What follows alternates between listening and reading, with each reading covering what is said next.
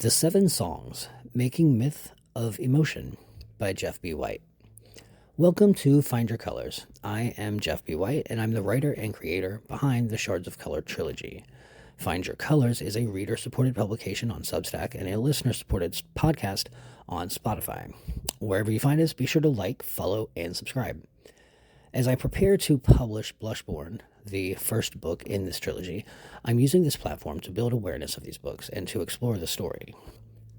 I'm breaking down the psychological concepts that are present within all three books, as well as explaining exactly how I translated my memoir, Shards of Hope, A Tweaker Witch's Journey, into this dark fairy tale. But more than that, Find Your Colors is a platform through which I'm allowed to experience my life's purpose and the purpose behind all the things that I've survived in my life. And that purpose is having survived those things so that I could share the story and allow some person out there who might be going through something similar or through their own level of nonsense to feel less alone.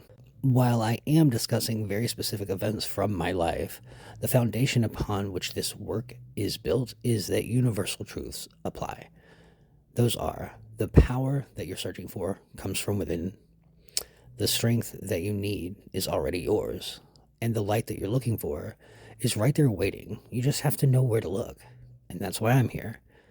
We're going to look inside and find your colors.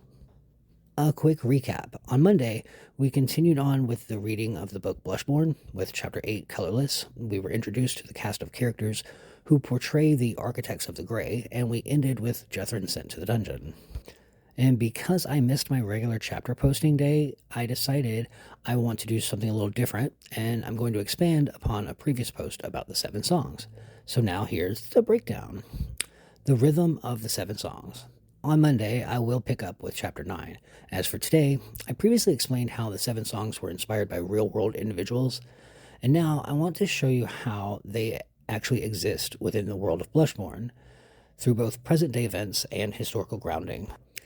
When I created these characters, I knew I wanted the fallen gods to be called the 7 songs. The name ties directly into the full cosmology of the world and the spiritual beliefs of the Silvari people who listen to the hum of the great melody. And this is their world's answer to meditation and harmonic resonant frequencies. However, one thing always bothered me. There was never an organic way for them to actually be songs. People sing throughout the story, and singing becomes a massive part of the narrative later, but the gods themselves were never literal songs. From my point of view, it felt like a huge plot hole. The narrative could have functioned without them being songs, yet their titles demanded more. The myths of the 7 songs. Below are each of the 7 songs along with their myths and the songs that were crafted from those myths. And for this story, I created my own emotions and elements, as you'll see below. First, Creswell, purple, the emotion of embrace, and the element of flame. The meaning and purpose behind this specific being is to convey the need for integration of the stories that we've survived with the person we've become, embracing the one who was wounded. There was a scar, jagged and deep, that no one dared touch, a cursed wound etched across a sacred hill, but one day a traveler came who knelt before the wound and kissed it. From the scar bloomed a flower, fierce and wild, its petals stained with every hue the world had tried to erase. The traveler carried that bloom inside, where it grew into a fire. They wore their story on their skin. The people in the world saw them and said that they were grotesque. They saw themselves as glorious because they were unhidden. The light that shone from their wounds was a song of survival made visible that resonated in the bones of others, reminding them of their own unhealed parts. They did not ask to be seen, but they radiated until others could not look away. But in the process of being seen, they helped others to see themselves. Because of this, they loved their beautiful story. And now for the songs. I will not be singing, but whatever. Sung upon a once before. A wound sat on a small hill, stretching out both near and far. People feared the wound until a traveler saw the scar. Seeing it held no such curse, forgotten pain is much worse. They kissed the scar, gave it love. Soon a purple flower grew, glowing with the brilliance of miraculous vibrant hue. Plucked to keep the flower safe, sheltered from the worldly chafe. Its warmth made the spirit soar, its love put the pain to sleep. It opened the healing door, to truths we struggle to keep. The traveler then knew he loved their beautiful story. Number 2, Morales, the listener. Blue, the emotion of stillness and the element of the void. Now, the meaning behind this entity is to convey acceptance of stillness and quiet in order to allow healing when trauma has become too loud, but to not linger in those moments of stillness for too long, or else one becomes trapped. They say the forest forgets itself every winter, swallowing names and footprints. A wanderer came, skin peeled from too many winters, lungs filled with smoke. They inhaled the blue mist that erased hunger, pain, and memory. They became no one, an echo without a voice. Behind them trailed a thin line of smoke, a secret they could not shed. One day, a child followed that thread, eyes burning with questions. The child whispered a name into the cold air. The smoke trembled.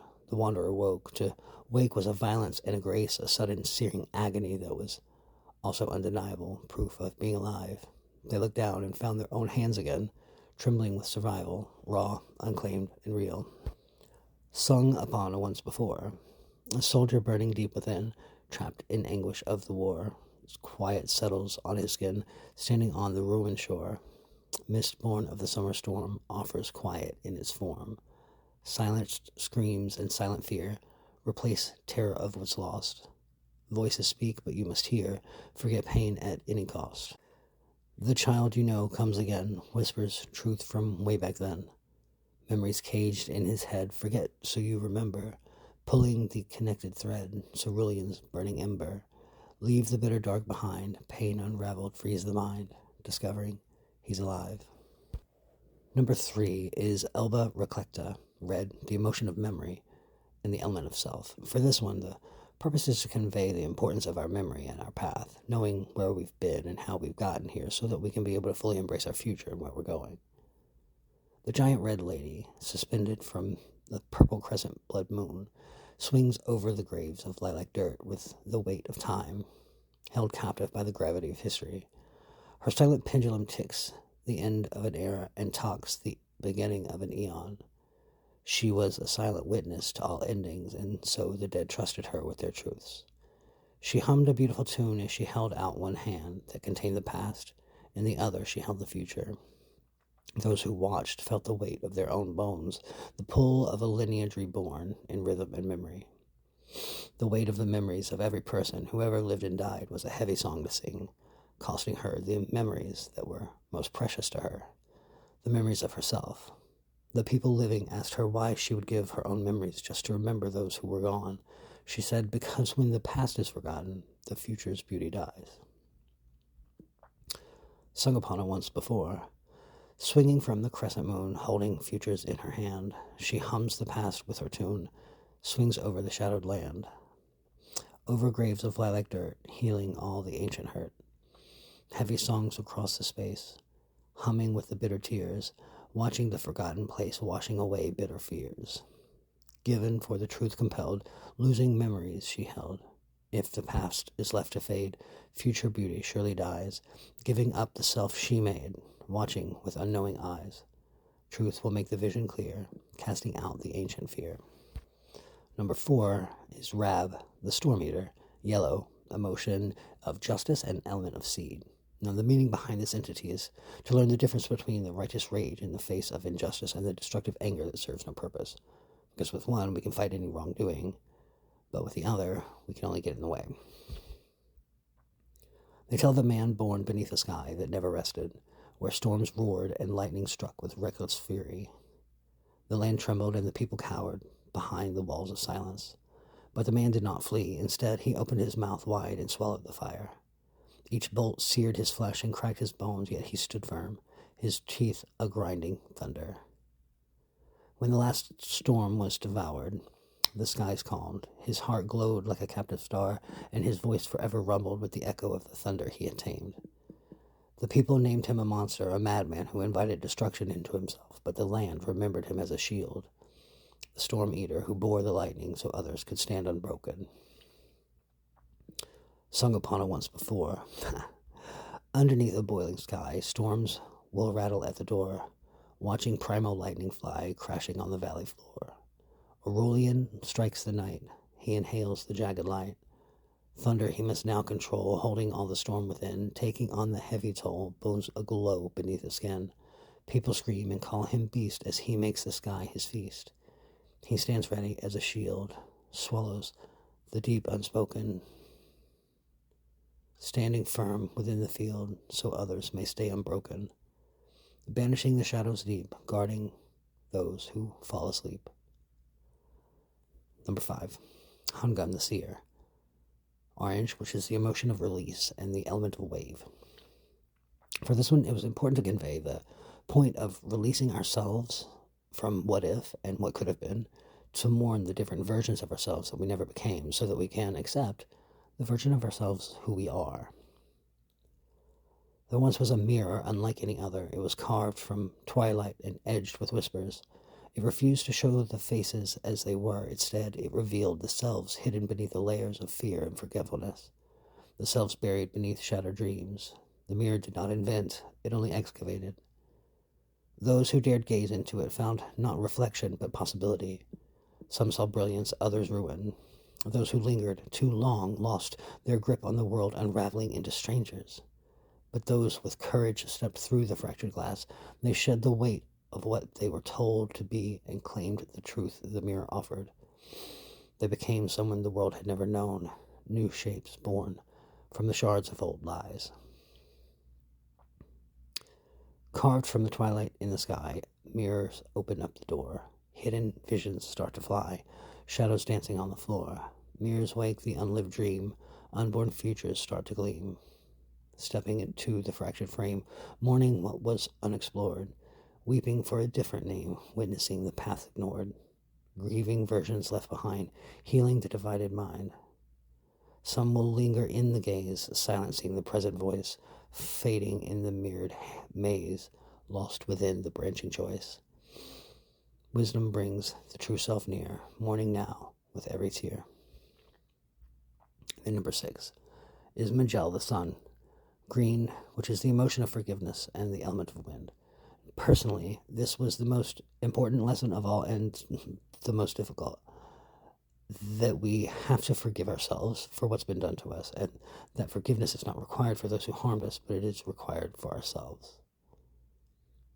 The world was once consumed by darkness. High upon a mountain there was a woman whose skin glowed with an internal viridescence. The people, seeking light and warmth, came to her and asked her to give them her skin. She gave it to them willingly, piece by piece. Where the skin was taken, it grew back, and the light became even brighter. The people, seeing her exposed, asked how she could endure the pain. She revealed that she let her light go so that she could keep it, sharing herself so that their time in the darkness would be less. Yet she realized she had given more of herself than she had to give. She began to hold on to herself more than she had before. She forgave herself for what was taken from her, and as her skin grew back in the places it had been taken, it showed the map of her healing. From it, the light grew brighter than any light had ever been, until she became the very light to shine for the whole world. Now she wears her skin, while the people bathe in the light of her story. Darkness held the starless night. High upon the mountain peak, people begged her for the light, viridescence on her cheek. Piece by piece she gave away the beauty of her own skin, giving so the light would stay, healing from the pain within. Gave it so that she could keep growing brighter through the day, awaking from the shadows deep, holding back the glowing part, letting the bright beauty show, healing up the giving heart, so its light they all may know. When for light the people call, she shines down upon them all. And yes, there are only 6 songs here. I didn't forget, I didn't mess up. However, sharing the 7th song would give away too much from the story, and I can't just give it all away. So when we've reached that point in the story, the background and explanations for the final song will be provided. So in order to access those parts of the story, you'll either have to join as a paid subscriber or wait until the book is published and buy a copy. But what I can tell you is that it's definitely worth whichever choice you make. Seeing what was right in front of me. Recently, I made a massive discovery within my own writing. I found syllabic verse scattered throughout the text. I realized different paragraphs naturally followed poetic structures like haikus and tanaka, and they I had unknowingly formed sonnets right in the middle of standard narratives, and it was not intentional. I've been told by beta readers, editors, and even agents that my writing carries a unique poetic quality. And I honestly never knew what to do with that feedback. I never understood it. I was like, cool. I simply wrote things the way that they sounded best in my head and the way that conveyed the story better. But when I sat down to create the 7 songs, I knew Jethrin needed to experience them through a lullaby or a fairy tale or a vision. And I ended up using a combination of all three. And the visions that he endures are built directly from the myths of the 7 entities. I wanted the world to feel lived in. I wanted the history to make complete sense. I found that the easiest way to achieve that was to sit down with every single component and flesh it out fully before dropping it into the story. By creating each aspect of the story separately and then weaving them together, I established a foundation that functions as a real component of life. And this process allowed me to create lore that feels ancient and inevitable. The opposite approach involves pushing characters through a scene and inventing lore on the spot just to solve a problem. But readers can always feel when something is manufactured simply to get through a moment. And so, before I wrote anything else, I sat down with each color and I assigned it a specific emotion, and then I wrote 7 individual myths. And I don't use the actual myths in the story, but I translate the myths into something else, such as a dream or vision, and I took the myths and rewrote them to mimic that experience. I made the narrative fractured. I left the symbolism intentionally vague while keeping the emotional impact highly explicit. And that exact combination makes the lore feel purely mythological. And while reviewing my work, I kept noticing these moments of accidental poetry within the lyrical prose. The vision scenes and lullabies are inherently surreal, but I decided to lean fully into that rhythm. For example, the lullaby that Regale sings to Jethrin in Chapter 1 naturally came out as 14 sentences containing exactly 7, 8, or 9 syllables each. And basically, I had written a sonnet that was slightly off balance. And so after playing with specific syllable structures and line counts, I decided to turn the myths for all 7 songs into individual songs that contain at least 3 verses of 6 to 7 lines, each having 7 syllables. The pleasure of creating. I love these myths. I was able to take the emotional lessons and steps that I had to manage in my path to recovery that are explained in my memoir and forge them into living characters on the page. It was a very fun undertaking, and I feel as if I've done it. To craft those lessons and life points into something that told the same story and gave the same outcome, but sounded like it came long before I was born was absolutely a challenge. And as I said in my previous post about the 7 songs, doing this specific portion of the work turned out to show me so much more about myself and my personal growth than the memoir ever did. This required me to dissect all of these different aspects of my journey and provide them put back together in a way that was coherent and showed the psychology behind these moments of growth. Ultimately, this was the most rewarding thing I've ever done. Let's discuss. It's important to me that these characters are coherent, and more so than to just myself. So, do the emotional purposes and the lessons of the songs resonate with you? Is this a story that you would read? Feel free to answer these questions in the comment section, or just take them with you. And what's next? Finally, on Monday, I will be sharing the text of Chapter 9 with the following breakdown, and we'll be discussing how loss helps to form us. Join the conversation. As of now, there are 31 subscribers who are following Find Your Colors, and 1/3 of those subscribers are actually paid subscribers. I cannot even begin to tell you how much that means to me. And because Find Your Colors is a reader-supported publication, I would like to invite you to subscribe and follow, and consider being a paid or free subscriber. As well, we can be found on Spotify simply by searching the Find Your Colors podcast or clicking the button below. And when you do, please take a moment to follow the show there and say hi in the comment section and get the conversation going there. See you later. As always, if you have read this all the way to the end, or if you've listened to it all the way through, then you are absolutely my hero. And I want to say thank you for allowing me the time out of your day and the space in your brain to share my story and to introduce Jethrin to the world.